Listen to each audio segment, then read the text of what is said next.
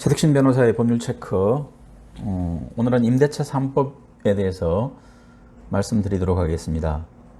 임대차 3법이 2020년 7월 31일 시행되었습니다. 시행 이전부터 지금까지 논란의 중심이 되고 있는 임대차 3법에 대해서 좀 정리를 해볼 필요가 있겠다고 판단을 했습니다.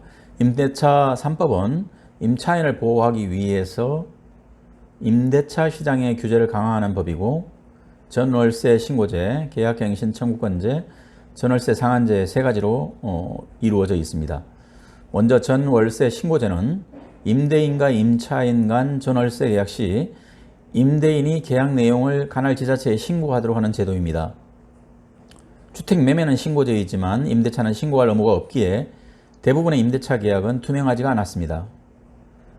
전월세 신고제를 도입하면 임대차 계약을 정부와 지자체가 파악할 수 있게 되어 정책들을 용이하게 운영할 수 있습니다. 일단은 전월세의 투명화로 임차인과 세입자들이 합리적인 가격으로 전월세 계약을 맺을 수 있으며 임대소득을 파악하여 세금을 확보하는 데 유리해질 거라고 판단이 됩니다.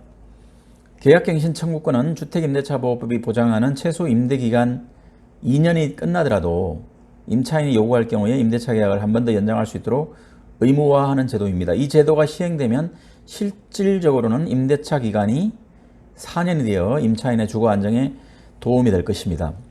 전월세 상한제는 임대차 계약을 갱신할 때 임대료 인상률을 기존 임대료의 5% 이하로 제한하는 제도입니다. 이 제도는 계약갱신 청구권이 시행됨으로 인한 임대차 계약 갱신 시 임대료의 급등을 막을 수 있습니다.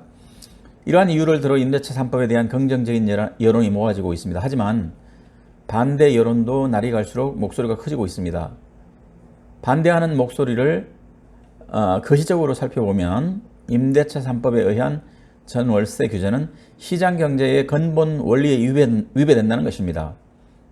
좀 더 자세히 들어가 보면 전월세 신고제는 임대인에게 세금의 부담과 건강보험료 인상 등 여러 부담을 일방적으로 안겨주는 제도입니다.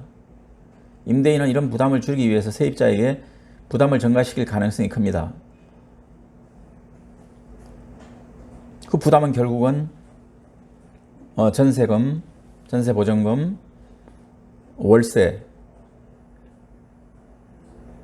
그것으로 전가될 가능성이 많다는 거죠. 계약갱신 청구권은 실질적인 4년의 임대차 기간을 대비하여 처음부터 임대료를 미리 올려받아 도리어 임차인이 피해를 볼 가능성도 배제할 수 없습니다. 더구나 계약갱신 청구권은 집주인이 임차를 주었다가 본인이 직접 거주하려 해도 계약갱신으로 그렇게 할 수 없어서 거주 이전의 자유를 침해받는다는 우려도 있습니다. 또한 전월세 상한제는 시장 가격보다 낮은 임대료가 형성돼서 임대주택 공급이 줄어들 가능성도 있습니다. 이렇게 임대차 3법에 대해서는 찬반 양론이 뜨겁습니다.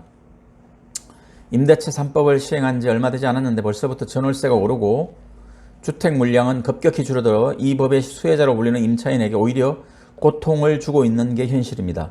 또한 서민의 주요한 거주 방식이었던 전세가 사라지고 주거 비용 부담이 큰 월세로 전환될 것이라는 전망도 있습니다. 이런 주택시장의 불안감으로 임대차 3법에 대해 임대인뿐만 아니라 임차인마저도 부정적 의견을 보이는 사람이 많습니다.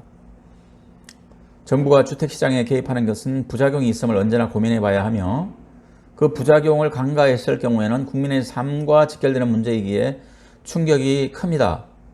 임대차 3법이 시행되고 임대인은 과도한 규제로 힘들고 임차인은 주택을 구할 수 없어 힘들어합니다.